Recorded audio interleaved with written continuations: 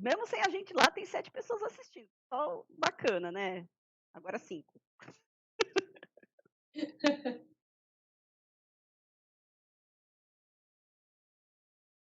Bom que dá tempo para as pessoas entrarem mais. Mandei pra Nel, ela, ai, eu tô aqui, mas não tem nada. Aí caímos e já voltamos. Fala para ela que tava ruim o som.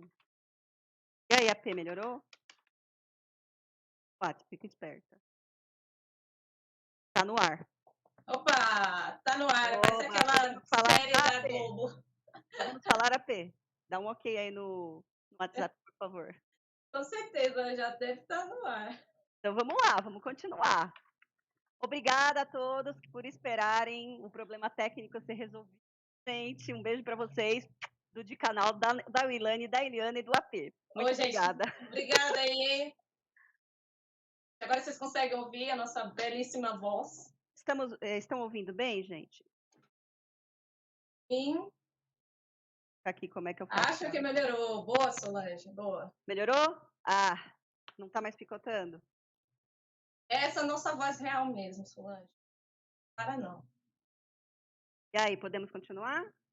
Vamos, já foi. Vamos embora. Então tá bom, como eu estava falando, a gente já se apresentou e o roteirinho vamos falar do Enem um pouquinho agora, a professora Wilane vai falar como é que funciona na parte de literatura, o que mais cai, e depois vou falar do Drummond, do modernismo, e aí nós vamos entrar diretamente em 2 questões do Enem em que caiu o Drummond, tá bom? Bom, gente, então, vamos lá, assim, os autores que mais caíram ultimamente, eu peguei o top 3, tá bom? Então, temos aí o Drummond primeiro, Machado e o Manuel Bandeira. Hoje, nós vamos falar sobre o Drummond, a gente vai focar nele. Mas antes disso, eu tenho 3 diquinhas aí para quem vai prestar o Enem. Primeiro, o Enem não é uma prova decoreba, tá? Então, não adianta ficar só decorando gramática, os períodos literários, só decorar isso e não saber aplicar, não saber interpretar. Então, vocês têm que prestar atenção na interpretação do texto, da poesia, enfim, de qualquer que seja o suporte, tá bom? Então,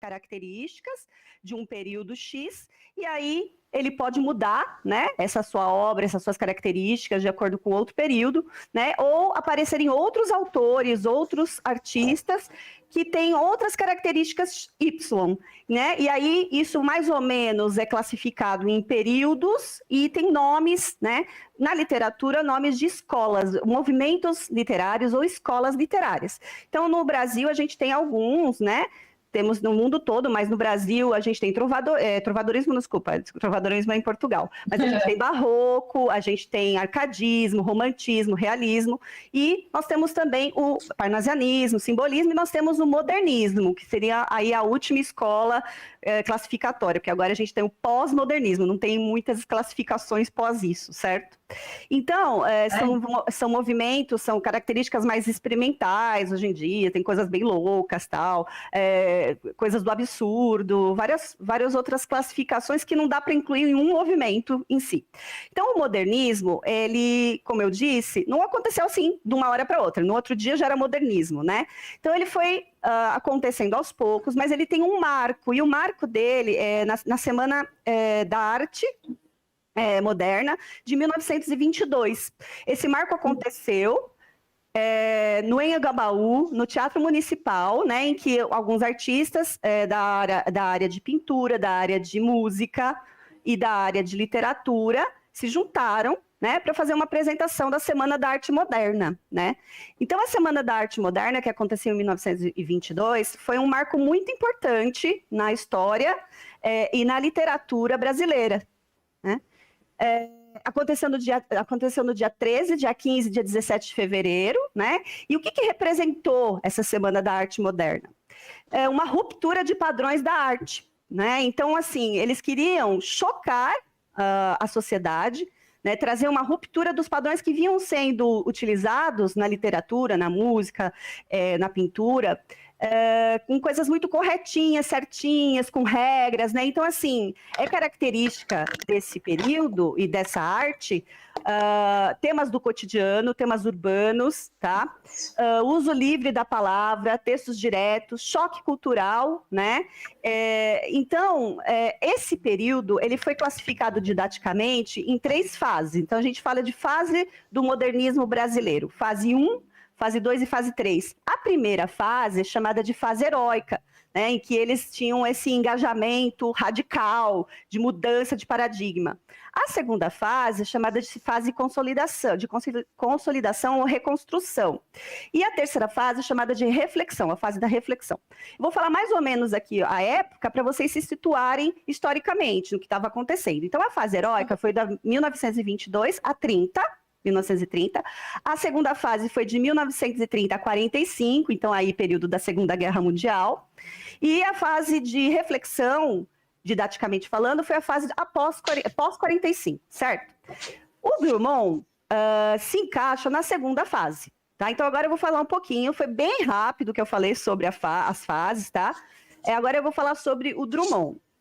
O Drummond é o Carlos Drummond de Andrade, né? Nascido em 1902, falecido em 1987, ou seja, o cara viveu pra caramba, né? Ou seja, o ano que eu nasci. Ou seja, o ano que eu nasci, o querido Drummond partiu. Tadinho. Ele partiu, uma curiosidade, ele partiu 12 dias após a morte da sua filha. Oh, meu Deus. Porque ele era muito ligado. Eu estava assistindo uns documentários, pessoal, sobre a vida do Drummond, e muito interessantes. Eu deixei o link na descrição do vídeo, tá? Da live. E também de alguns sites em que eu pesquisei sobre modernismo e sobre o Drummond, principalmente. Depois vocês dão uma olhada, bem legal. E assim, eu achei uma coisa interessante que falaram. Ele teve 2 filhos. Um filho que morreu com 45 minutos, após 45 minutos de nascimento. E tem até um poema que ele fez para o filho. Eu não lembro agora o nome, mas é alguma coisa... Você lembra o nome, Ui? Alguém lembra, gente? Comenta aí embaixo, por favor. Eu acho que é nascido em... Vivi 30 minutos, alguma coisa assim, tá? E o segundo, eu não tô vendo aí o chat. Se alguém respondeu, você me avisa, por favor. Tá bom, eu tô de olho aqui. E o segunda filha viveu bastante, né? E morreu quando ele já tinha 85 anos, e aí 12 dias depois, ele não aguentou, ele era muito ligado a essa filha, e ele morreu logo depois dela, tá? Então, assim, ele foi uma pessoa marcada na sua poesia, principalmente na primeira fase, ele também tem fases, com esse sofrimento, né, de ter perdido uma pessoa, sobre a morte, sobre a existência, sobre o indivíduo, o que o indivíduo está fazendo aqui, né? E assim, os teóricos classificam a poesia do Drummond também em 4 partes, tá? Eu vou falar essas partes didaticamente aqui, mas elas se entrelaçam. Não quer dizer também essa coisa, né, caixinha, todo mundo, cada coisa numa caixinha, certo? Mas tem a tendência, a predominância em cada uma dessas fases. Então, de 1930 a 40, o Drummond faz muito poema numa fase chamada fase irônica, que é o eu maior que o mundo, né? Então, qual é o foco? Qual é a predominância? É o indivíduo. né, com as suas mazelas, os seus problemas, que não deixam de ser problemas que afetam a todos nós. Então, é uma coisa individual, mas não deixa de ser um reflexo do que acontece com todo ser humano, né? Então, a morte, o amor. Depois eu vou falar um pouquinho dos 9 temas que os teóricos classificam na poesia do Drummond, tá? Que, na verdade, esses 9 temas, eu estava lendo, foi o próprio Drummond que classificou, tá? A poesia dele. Bem legal. Ele ajudou os teóricos dessa forma. Não tem nem como falar assim, isso aqui tá errado, né? Porque foi o cara mesmo que falou. Quer falar alguma coisa? O Fernando respondeu aqui, ele falou que o nome do poema é Para Sempre. Boa, Para sempre? Obrigada, Fernando. Obrigada. Tem alguma coisa a ver com 30 minutos também, Fê? Se alguém puder pesquisar, eu agradeço. Mas é só por curiosidade também, isso não tem problema. E quem não conhece, fica aí a dica, vamos pesquisar depois da live. Aí tem a segunda fase, né, do poeta, da produção poética do Drummond, que seria chamada de fase Eu menor que o mundo, que é a fase mais social. Olha só, gente, social, né? Vai falar dos problemas mais sociais da humanidade, de guerra, porque olha só a fase de 40 a 45. Gente, plena guerra mundial, Segunda Guerra Mundial, né? Então, essa coisa do desencanto pela vida, será que vamos todos morrer e tudo mais. Então, é o eu menor que o mundo, ou seja, o mundo predomina, né? Os problemas mais universais vão predominar nessa poesia dessa fase. Aí depois vem a fase de 1950 a 62, que é uma fase bem interessante. Eu conhecia bem pouco sobre isso, eu tenho vontade até de ler mais, vou pegar alguns poemas e ficar vendo onde é que eu posso achar essas características, que é uma fase do mundo, o eu igual ao mundo, que é uma fase metafísica, considerada metafísica, vai falar de coisas mais etéreas, metafísicas, sobre filosóficas, tá? E foi até 62, chamada também de fase do não. Tá? Depois, a última fase, porque depois ele morreu, né? É a fase de 70 a 80, chamada de fase da memória. Então, ele vai trabalhar muito mais esse resgate da memória.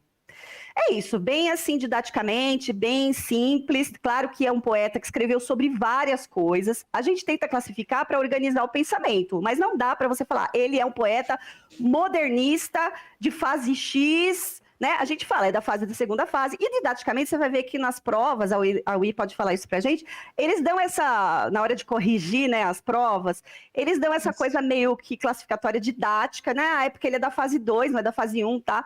Perguntas, a gente vai ver que tem a ver com isso, mas para sentir a poesia, os poemas dele, às vezes não dá para a gente falar assim, é só isso, né? Não dá para você reduzir o poeta e tudo que ele escreveu a essas coisas muito didáticas. Isso é só para organizar o pensamento mesmo, certo? Isso aí. E aí, só umas curiosidades a mais sobre ele, rapidinho, e você já fala, Ui. Ele estudou, ele é de Itabira, né? Que é uma região de Minas Gerais. Essa região é uma região de mineração, como quase todas as cidades mineiras, né? E ele era filho de 2 pessoas que vinham de 2 famílias muito importantes e muito ricas, né? 2 fazendeiros, o pai e a mãe, né? A mãe da família Drummond e o pai da família de Andrade, né? E assim, ele até tem algumas partes nos documentários que ele fala que tinha pessoas que eram da época da escravidão, que eram pessoas ainda que estavam inseridas nesse conceito escravocrata, mesmo depois, né? Ele nasceu em 1902, né? Então fazia muito pouco tempo que tinha sido abolida a escravidão, entre aspas, né? Porque a gente sabe que na teoria só. Então ele fala sobre essa coisa, né? De um lugar muito tradicional e conservador, que é essa Itabira dele, né? E ele é uma pessoa que queria se expandir, então para ele foi uma coisa muito limitante. Ao mesmo tempo que ele gostava, que ele sentia esse amor por Itabira, ele também queria se expandir, né? Se expandir como indivíduo no mundo. E aí ele foi estudar em Nova Friburgo, num colégio no Rio de Janeiro, e depois voltou. Ele fez a faculdade de farmácia, gente, não sei se vocês sabiam disso. Nada a ver com nada a ver, nunca atuou. Ele fez isso na Universidade Federal de Minas Gerais. E ele trabalhou depois como funcionário público no Rio de Janeiro. Vou pegar a data aqui, de 1934 até 1945, ele trabalha no Rio de Janeiro como chefe de gabinete do ministro da Educação e da Saúde, Gustavo Capanema. É uma informação importante, tá? Porque ele está aí inserido nessa parte burocrática aí também, né? É muito legal. Bom, é isso, gente, que eu tinha que falar do Drummond, e aí a gente vai agora analisar os poemas com a professora Uí. Pode ir, aí, obrigada gente. pela atenção. Bom, acho que já pode colocar aí na tela. Gente, quero pedir desculpa, já tá arrumando a minha câmera toda hora, ela resolveu cair, vocês sabem, né? Quando começa no ao vivo, ela começa a cair, ela cai assim, ó. E aí ela tá pegando bem na tela do meu computador. Então, se eu ficar arrumando, não se incomodem. Posso falar também uma coisa de bastidor? Ó, a Pê que me dando bronca no WhatsApp. Para quieta, mulher! Acho que eu tava me mexendo muito, mas é isso aí, gente. É que é italiana, né, Eli? Então a gente fala com as mãos mesmo. Fala com as mãos, vai. A câmera cai. Bom, eita, câmera. AP, coloca aí pra gente, por favor, a primeira questão que está aí no slide, a gente vai analisar, são 2 questões do Enem, tá, gente? Então, coloca aí o AP. Eu vou ver se eu arrumo essa câmera. Por favor, coloquem no chat se vocês estão vendo o PowerPoint que o AP vai colocar na tela, por favor, tá bom? Porque a gente vai estar analisando, nós vamos analisar, ou vai estar analisando, eu odeio falar assim, nós vamos analisar os poemas. Ah, ele estava falando que era para você, professor. Ah, é para mim? Eu sou muito agitada, sorry. Não tem problema. Para de dar bronca, P. Pronto, aí. Pronto. Essa daí é a capinha, agora já pode ir para... Pode ir para frente. Para a tela. Bom, Eli, faça as honras aí, por favor. Você que é a leitora oficial... Ah, então tá bom. Leia aí um poema pra gente, por favor. Tá bom. Então, esse poema, que é Confidência do Itabirano, né? Enem 2009. Acho que tá fazendo algum barulhinho aí, Ui. Não sei se é você que tá tentando arrumar sua câmera. Exatamente. Pronto. Ela não cair mais. Pronto. Posso falar? Pode. Beleza. Então, vou ler agora o poema para vocês, pessoal. Confidência do Itabirano. Alguns anos vivi em Itabira. Principalmente, nasci em Itabira. Por isso, sou triste, orgulhoso, de ferro. 90% de ferro nas calçadas, 80% de ferro nas almas. E esse alinhamento do que na vida é porosidade e comunicação. A vontade de amar que me paralisa o trabalho. Vem de Itabira, de suas noites brancas, sem mulheres e sem horizontes. E o hábito de sofrer que tanto me diverte é doce herança itabirana. De Itabira trouxe prendas diversas que ora te ofereço. Esta pedra de ferro, futuro aço do Brasil. Este São Benedito do velho santeiro Alfredo Duval. Este couro de anta, estendido no sofá da sala de visitas. Este orgulho, esta cabeça baixa. Tive ouro, tive gado, tive fazendas. Hoje sou funcionário público. Itabira é apenas uma fotografia na parede. Mas como dói. Ô, Eli, muito obrigada. De nada. Fê, pode passar aí para o próximo. Bom, vamos lá. Aí, essa perguntinha aí é um enunciado um pouquinho longo, mas vamos ler aí. Carlos Drummond de Andrade é um dos expoentes do movimento modernista brasileiro. Com seus poemas, penetrou fundo na alma do Brasil e trabalhou poeticamente as inquietudes e os dilemas humanos. Sua poesia é feita de uma relação tensa entre o universal e o particular, como se percebe claramente na construção do poema Confidência do Itabirano. Tendo em vista os procedimentos de construção do texto literário e as concepções artísticas modernistas, conclui-se que o poema é assim. Então, a gente tem que prestar atenção nessas características modernistas que ele citou, tá? E como foi construído o texto literário. Ah, e aqui, detalhe.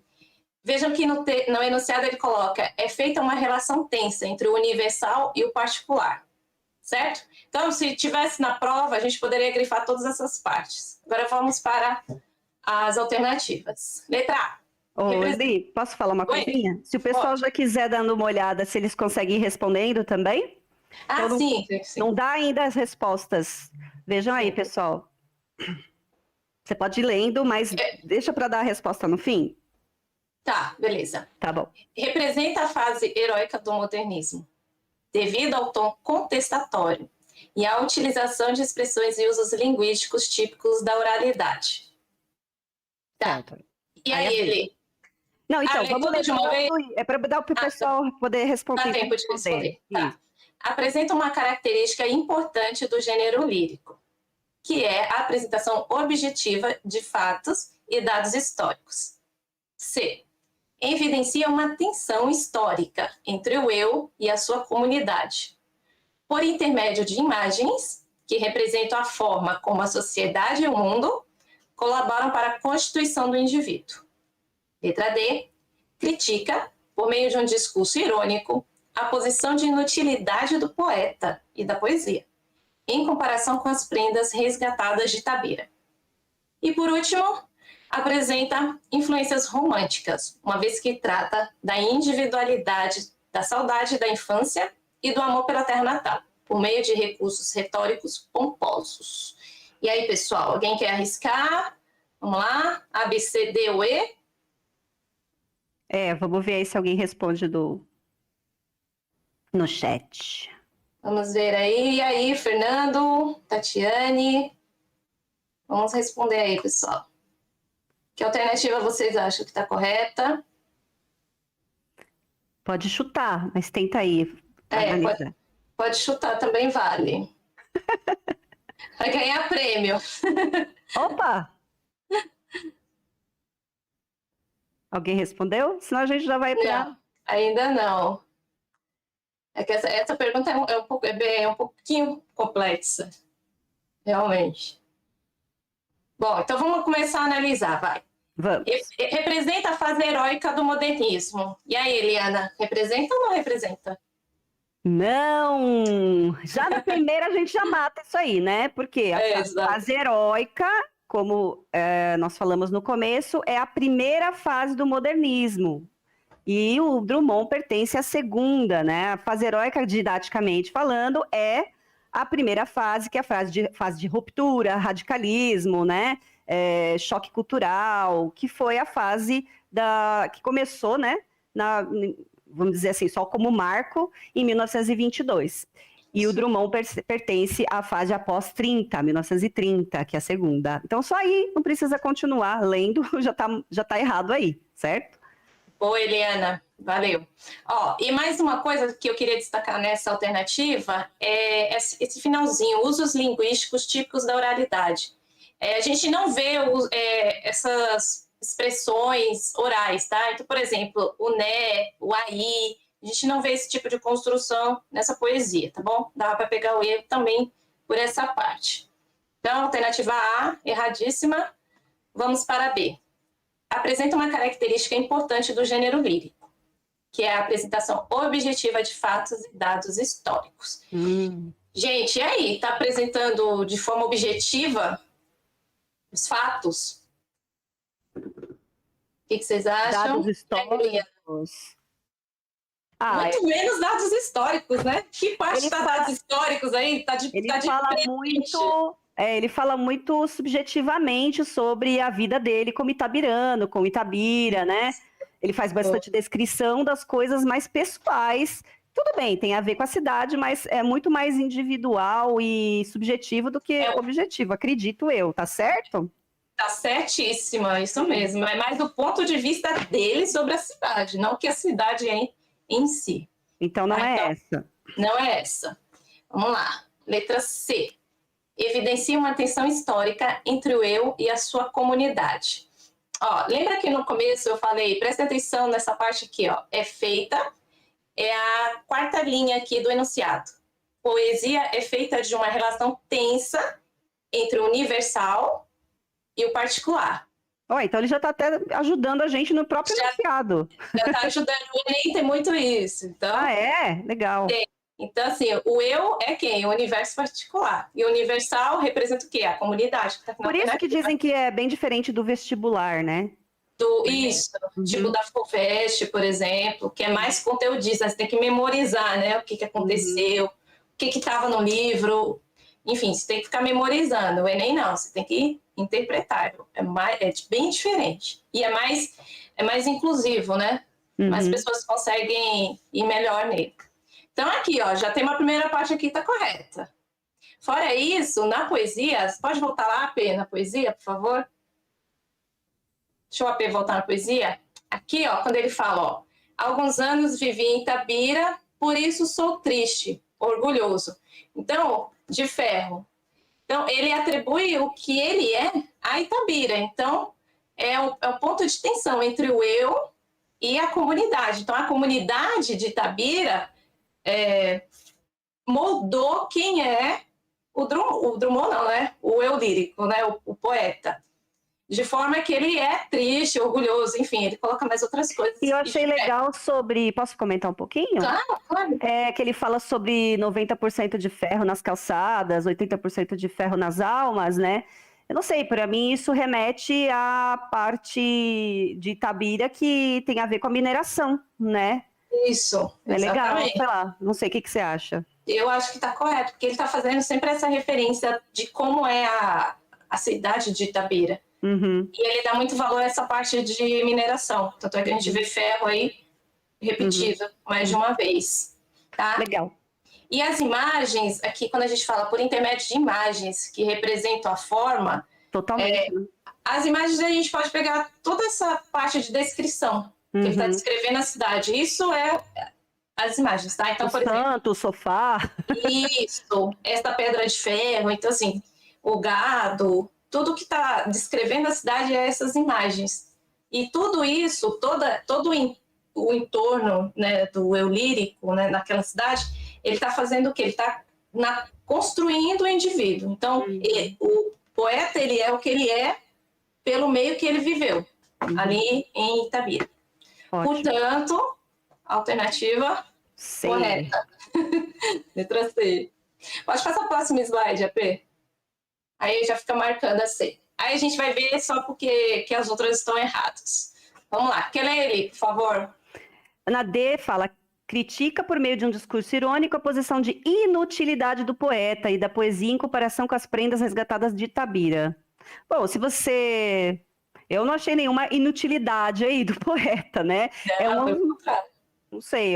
E é um saudosismo que ele sente isso mesmo. Ele sente um saudosismo pela cidade. Não, ao contrário, não é um discurso irônico, né? Ele não pretende falar de forma pejorativa de Itabira, mas com saudade. Tanto é que ele fala que é uma fotografia na parede, né? Eu acho que tem um pouquinho de crítica, Ui. Eu acho que tem um pouquinho de crítica, mas eu acho que o que mais prevalece aí é o saudosismo mesmo. Sim. Não mas o discurso, por meio de um discurso irônico, então ele está avaliando o discurso como um todo, não como parte específica. É meio capciosa essa... por isso tem que prestar atenção bastante. E essa coisa de inutilidade do poeta. O poeta não se sente inútil. Não tem nenhuma referência na poesia que a gente possa associar a inutilidade, tanto do poeta quanto da poesia. Beleza. Entendeu? Quer ler a última também, por favor? Apresenta influências românticas. Já comecei a dar risadas com românticos. Uma vez que trata da individualidade, da saudade da infância e do amor pela terra natal por meio de recursos retóricos pomposos. Não, gente, não tem nada disso, né? Românticas não, é modernista, mas podia estar falando de amor, né? Mas não é influências românticas, aqui no sentido de romantismo, né? Da escola literária romântica. Também não tem saudade da infância aqui, né? Eu não vejo, pelo menos. É só ele indivíduo que não está estabelecendo a fase, né, que ele está. Mas sim, exatamente. Amor pela terra natal pode ser capcioso nesse sentido, mas tem outras partes da frase que estão erradas, né? Boa, Eliana. Isso mesmo. Beleza. Pode passar para o próximo, AP. Gente, ficou alguma dúvida nessa questão? Se pessoal, esqueci de falar. Se vocês quiserem fazer comentários, sugestões, perguntas, vão deixando aí, por favor, no chat e a gente depois dá uma olhadinha e tenta responder, tá bom? Comentário, sugestão, o que seja. Isso. De repente você fala assim, eu queria falar daquela parte ali do poema que eu acho que significa tal coisa, pode comentar aí, tá bom? Se também tem alguma... sei lá, não concordou com alguma coisa, pode falar. Isso, pode. Só mantenham a educação, por favor. Mas aqui o pessoal é tudo educado, gente. Vamos lá. Ele lê essa também, A Dança e a Alma. Ai, tão lindo esse. Eu gosto. Enem 2005. A dança e a alma. A dança não é movimento, súbito gesto musical. É concentração, num momento da humana graça natural. No solo, não. No éter pairamos. Nele amaríamos ficar. A dança, não vento nos ramos, seiva, força, perene estar. Um estar entre céu e chão, novo domínio conquistado, onde busque nossa paixão libertar-se por todo lado. Onde a alma possa descrever suas mais divinas parábolas, sem fugir à forma do ser, por sobre o mistério das fábulas. Que lindo, gente. Nossa, muito lindo. Dá vontade de sair dançando. E eu sei que tu és uma dançarina.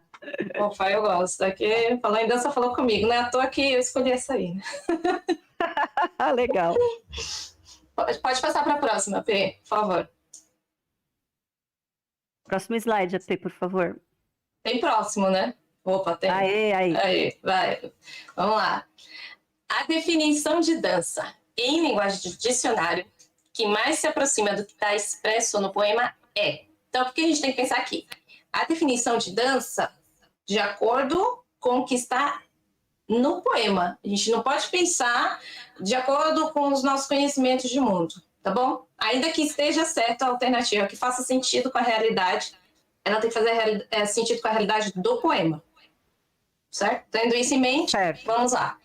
Letra A mais antiga das artes, servindo como elemento de comunicação e afirmação do homem em todos os momentos de sua existência. Desconfie quando tiver essas palavras assim absolutas, tipo todos, nenhum, sempre. Tá? Ah, legal, boa dica. Porque essa. às vezes, geralmente é a pergunta errada, é a resposta errada, tá bom? Ah, é?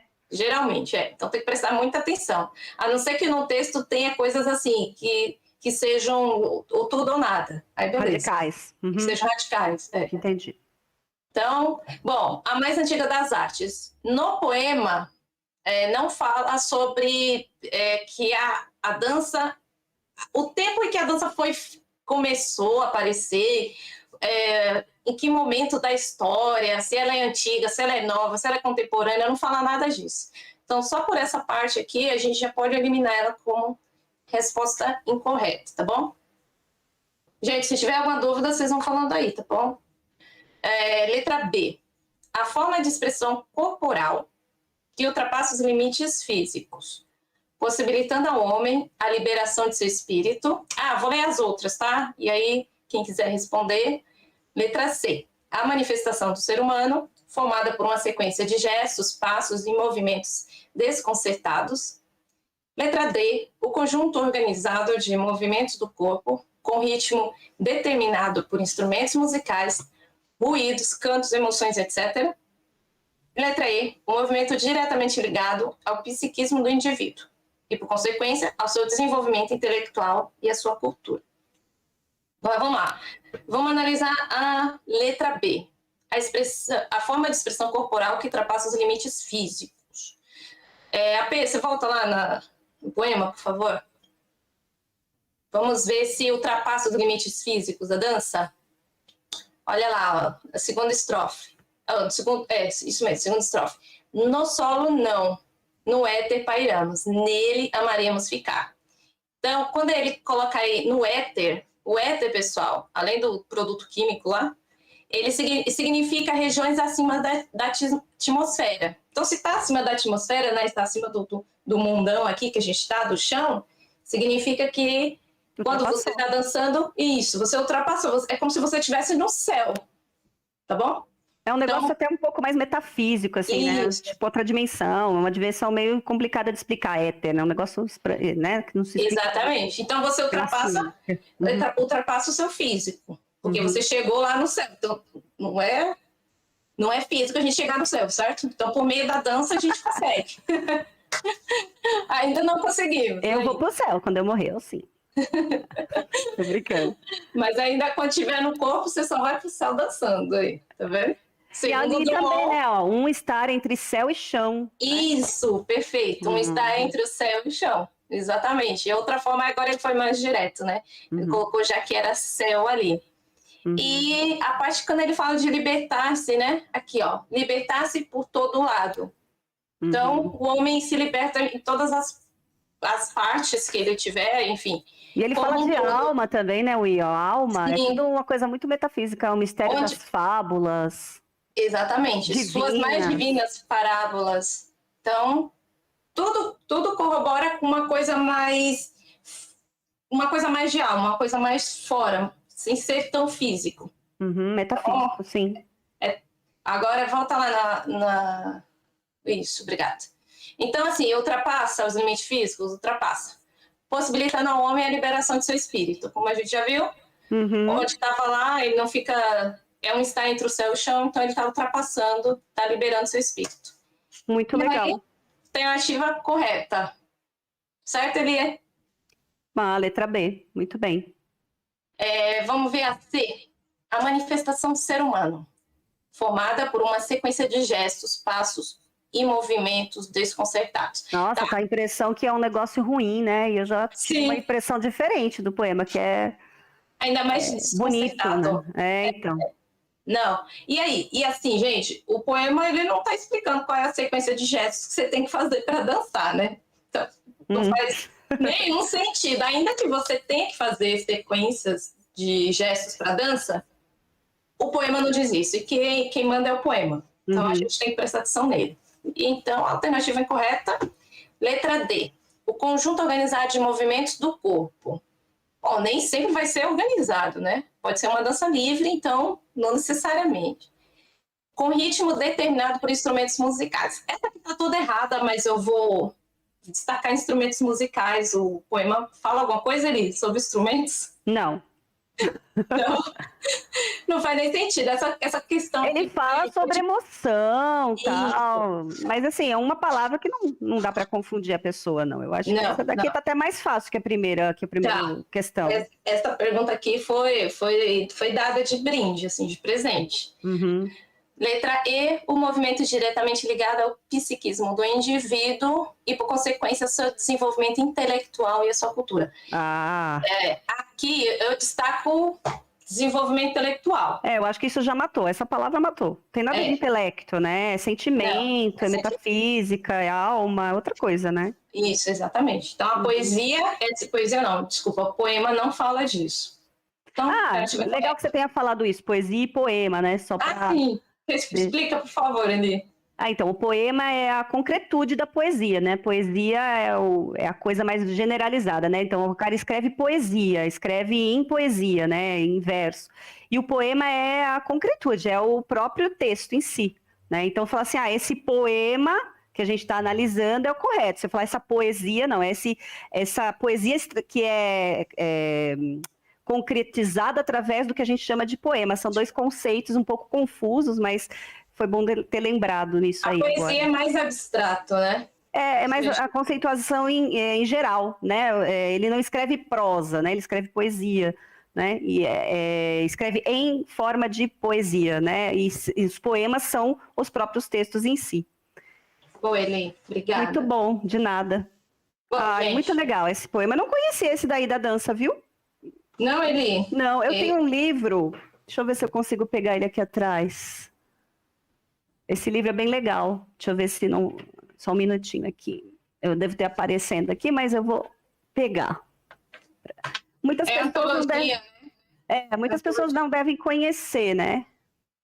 Ou, sei lá, acho que as pessoas conhecem, não sei. Mas esse aqui, tem as 23 reuniões, 23 livros de poesia, né? Então, os poemas que ele escreveu são todos aqui, é bem grandão. E não deu para eu ler tudo ainda, né, gente? Eu conheço alguns. E esse daí eu não conhecia, esse poema não, bem legal. Bom, eu gostei muito dele também. Ele representou bem a dança. Muito legal, ótimo, né? Muito bom. Ele é um dos poetas favoritos. Pessoal, vocês querem falar, deixar alguma pergunta? O pessoal tá quietinho. Fazer algum comentário? Vocês quiserem sugerir também... Ui, você falou que os principais autores que aparecem no Enem São... Bandeira, Machado e Drummond. Ah, tá, Machado com prosa, né? Machado com... Não necessariamente. É, porque ele escreveu poema, ele é muito ruim, ele escreveu poema. Mas de repente pode aparecer. Não vou falar isso do Machado, né, coitadinho, mas eu posso falar mal do Machado. Mas é que, assim, eu li acho que uma coisa que ele escreveu, mas o que eu conheço mais é romance e contos dele, que ele é um pai. Sim, contos tem muitos, né? Sim, mas a gente podia fazer, sei lá, mais uma live um dia sobre o Manuel Bandeira, você falou? Que cai Manuel Bandeira, sim. Analisar dois poemas dele. Né? Pode ser também, a gente pode fazer. Machado já é mais complicadinho, né? Mas eu topo, se quiser. Mais complexo. E aí, pessoal, com perguntas? Vocês querem deixar algum comentário? Foi rápida a nossa live. Apesar do problema técnico do começo, foi legal. Não fica muito cansativo também. É porque a gente quis fazer alguma coisa, algo mais objetivo, né? Do que só ficar falando. Fica um pouquinho cansativo na parte do PowerPoint, que tem que ler a questão, mas não daria para analisar a questão do Enem se não fosse assim, né? Não teria como. Acho que tá bom, né? Se ninguém tem mais nada para falar, nem para comentar, nem perguntas, mas se quiserem pode deixar depois também. O Fernando deixou, ele perguntou se Cecília costuma cair nas provas. Costuma, mas nem tanto quanto esses outros autores. Mas a Cecília já caiu sim. Já. E talvez seja até uma possibilidade maior dela cair no próximo Enem desse ano, porque ela teve pouco. Então, assim, talvez os que já tiveram muito, talvez não caiam, né? Talvez caia, a gente nunca sabe. Eu queria fazer uma pergunta. O Drummond sempre cai ou ele chega em Enem? Não. Tá. Pode ter prova que ele não cai. Isso não é regra, entendeu? O Enem não tem regra. O Enem é um banco de questões que os conteudistas, os elaboradores fazem, e aí eles vão pegando questões daquele banco e montam a prova. Então, e o curioso é que, assim, para algumas provas que eu fiz para sistema de ensino, eles falaram, não fala sobre Covid, não pega texto sobre Covid. Sim. Por quê? Eu acho que é porque, assim, eles não me deram um motivo, assim, mas eu acho que é porque a gente já está tão saturado que o aluno, na hora de fazer prova, ainda vai ver sobre Covid, vai ler sobre isso, entendeu? Eu acho que a prova em si já é um pouco cansativa. Então, imagina ter que falar ainda sobre Covid. Verdade. Também tem a coisa, né? Alguém pode ter alguém falecido na família, né? E aí... Exato. Né? Tô com trauma. Aí, na hora Verdade, nem pensei nisso, né? Na hora que ele tá fazendo lá, ele lembra da avó que morreu, do amigo, não sei. Verdade, um negócio muito... Começa a chorar no meio da prova. Então, é uma coisa, um momento muito pesado que a gente está vivendo. Por mais que a gente tenha que entender. A gente tente... O Fernando comentou aqui, ó. Li 2 livros dela recentemente. Estou apaixonado. Cecília. Eu tava lendo. Cecília também. Eu tava lendo, mas eu não conheço muitos. Eu gosto muito que ela fala muito da natureza. Tem alguns poemas dela, assim, alguns textos que ela fala de natureza. E eu gosto bastante. Boa, Fernanda. A gente pode até pensar na Cecília, né? Legal. Posso dar uma olhada? Qualquer um. Eu gosto de literatura, mesmo que eu não saiba muito, eu gosto porque eu vou aprender. Exatamente. O professor é um eterno aprendiz. E é claro, né, que para live a gente sempre dá uma olhadinha nos documentários, né, dá uma relembrada, uma refrescada na memória. O Drummond eu já conhecia bastante coisa da história dele, poemas dele e tal. Mas eu fui estudar um pouquinho antes, né? Para apresentar um negócio legal. Tá certo. Gente, eu queria deixar o meu perfil aqui. Posso deixar? Claro. Eu tenho aqui... Então, tem o canal no YouTube, que é Profil Elaine Canuto, que ele vai deixar aí depois na descrição. Já tá. Já tá? Então, beleza. E eu tenho também no Passeio Direto. Eu tenho uma página, tem um perfil lá. Então, alguns conteúdos que eu faço em PDF, eu acabo postando lá no Passeio Direto. Aí vocês conseguem me seguir, salvar... as listas lá, tem um simulado do Enem que eu fiz lá, gratuito, então vejam lá. Eli, o Fernando perguntou aqui, Eli, você disse que o próprio Drummond dividiu sua poesia em 9. Qual que foi? É falar verdade. Isso. Peraí que eu vou pegar. É o indivíduo... Aqui, achei. Bem lembrado, obrigada por ter lembrado. Assim, ó, são 9 temas, bem generalizados, é claro, porque ele falou sobre muita coisa, mas ele se autoclassificou a poesia. né? Mas a gente analisando pode pegar várias coisas, falou sobre tudo, né? Praticamente. Então, assim, ele classificou como os poemas sobre o indivíduo, terra natal, família, amigos, choque social, conhecimento amoroso, a própria poesia, chamada de metalinguagem ou metapoesia, já explico isso aí, exercícios lúdicos e visão ou tentativa de visão da existência, claro, né? Então, assim, indivíduo a gente viu, né? Indivíduo em conflito com a sua terra natal, tal, Itabira, olha só, tem 2 temas dentro do mesmo poema ali, né? Família, amigos, choque social, né? Então, poemas, por exemplo, E Agora, José? Muitas pessoas acho que devem conhecer esse poema. E agora, José? Né? É uma coisa do indivíduo, mas também de choque social, de denúncia, né? De problemas sociais, né? A luz acabou, o amor acabou. Eu não lembro de cor, mas eu sei que fala sobre coisas de choque social também. Conhecimento amoroso, a própria poesia. Então, a gente chama de metalinguagem ou metapoesia. O que seria metalinguagem? Né? Você usar a linguagem para falar dela mesma. Então, vamos supor um poema que esteja falando sobre o próprio fazer da poesia, o próprio fazer do texto, né? Assim como, por exemplo, o Machado de Assis também usa metalinguagem. Dentro do próprio livro, ele comenta sobre o capítulo do livro, né?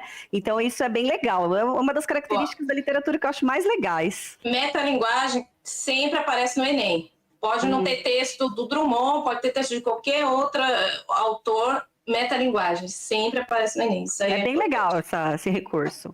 E exercícios lúdicos, né? Apesar de eu achar que a pedra no meio do caminho, né? No meio do caminho tem uma pedra... Adoro! Seja um exercício... tenha um fundo de... existencial, vamos dizer assim, eu também acho...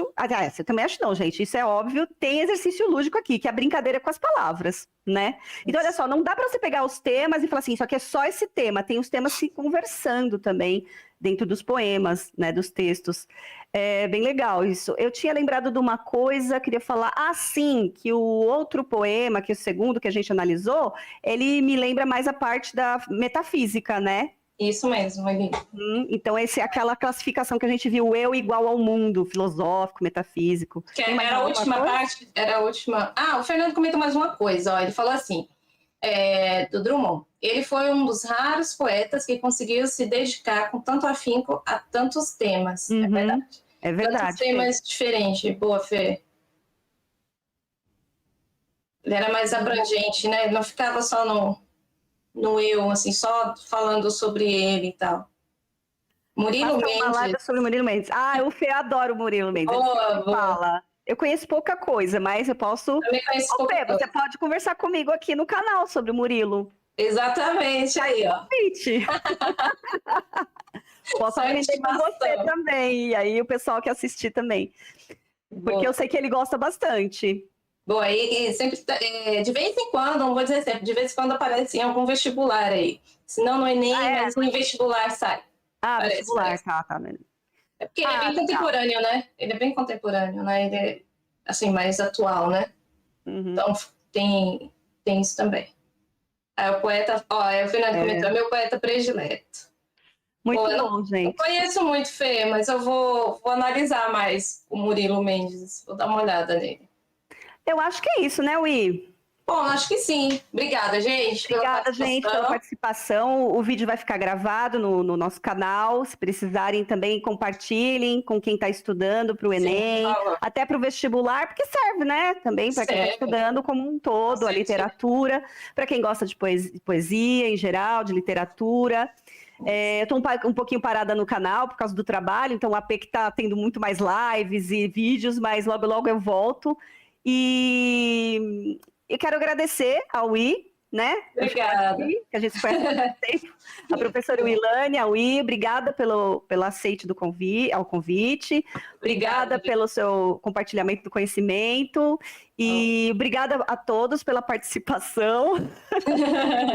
E fica aí a dica de vocês colocarem aí sugestões para outros temas de live Isso. ou mesmo de vídeos, tá bom, pessoal? Muito obrigada. Deixa aí nos Um comentários. beijo para vocês. O AP aqui no backup aqui, tá? Deixem o like, chamadinha pro like, gente. Deixem o like. Quem não se inscreveu, inscreva-se. Deixe seu like, compartilhe com os amigos, ativem o sininho para receber as novidades, né? Eu vou só falar rapidinho que o de canal sempre foi só no começo, né? Mais para inglês, dicas de inglês e dicas de português. Aí algumas dicas de literatura, pretendo fazer mais. E agora também tem a sessão de informática, não de informática, desculpa, de tecnologia, certo? Que informática é uma coisa mais reduzida, né? Tecnologia em geral. Quem está acompanhando já sabe que o AP tem feito bastante coisa legal. Tá bom, gente? É um canal diverso, de canal. É isso aí. E não se esqueçam, vão lá se inscrever no meu. Prof. Wilane Canuto. Da UI também, por favor. Como é que é? Pode repetir? Prof. Wilane Canuto. Mas vai estar aí na descrição, né? Porque é meio eu coloquei o seu Facebook e o seu Instagram, mas eu não coloquei o seu YouTube. Vou colocar o YouTube também. Tá, beleza. Tá bom? Obrigada, Eli, mais uma vez. Obrigada, pessoal. Valeu, um beijo a todos. Obrigada. Tchau, tchau. Tchau, gente.